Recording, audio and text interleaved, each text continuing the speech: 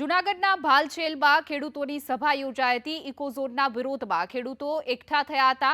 196 ગામના ખેડૂતો સરપંચો સભામાં હાજર રહ્યા હતા। ટ્રેક્ટર રેલી કાઢીને ડીસીએફને આપશે આવેદનપત્ર, જેને લઈને આ આખી સભા યોજાઈ હતી। ઇકોઝોનને લઈને ખેડૂતો વિરોધ કરી રહ્યા છે અને એની વિરોધને લઈને ખેડૂતોની સભા પણ યોજાઈ હતી। ભાલછેલમાં યોજાયેલી આ સભામાં 196 જેટલા ગામના ખેડૂતો છે અને સરપંચ સહિતના લોકો ઉપસ્થિત રહ્યા હતા। ટ્રેક્ટર રેલી કાઢી ડીસીપીએફને આવેદનપત્ર પાઠવવાનું સભામાં નિર્ણય લેવામાં આવ્યો છે। અનેક આગેવાનો સભામાં ઉપસ્થિત રહ્યા હતા।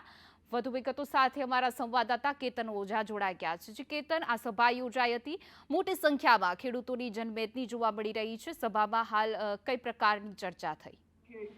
ચોક્કસ કે જે રીતે જુનાગઢ જિલ્લામાં જે એક ઇકો સેન્સિટિવ ઝોન નો જે કાયદો જે લાગુ કરવામાં આવ્યો છે તેને લઈને જે 196 જેટલા ગામડાઓના સરપંચો અને આગેવાનો તેમજ લોકો ખેડૂતો ભેગા થયા છે।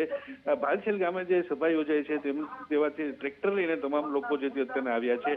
ટ્રેક્ટર રેલી યોજી અને મામલતદાર અને ડીસીએફને જે છે તે આવેદનપત્ર આપવામાં આવશે। ખાસ કરી મોટી સંખ્યામાં આ જે કાયદાનો છે તેનો વિરોધ કરવા માટે અહીં આવ્યા છે। મોટી સંખ્યામાં આગેવાનો પણ અહીંયા જોડાય છે। કોંગ્રેસ ભાજપના આગેવાનો પણ છે, સાથે આમ આદમી પાર્ટીના પણ આગેવાનો છે।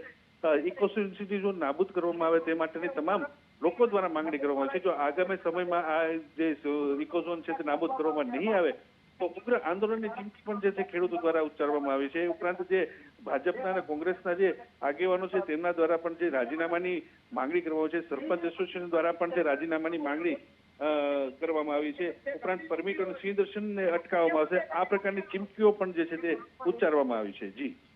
જી સમગ્ર માહિતી બદલ આભાર।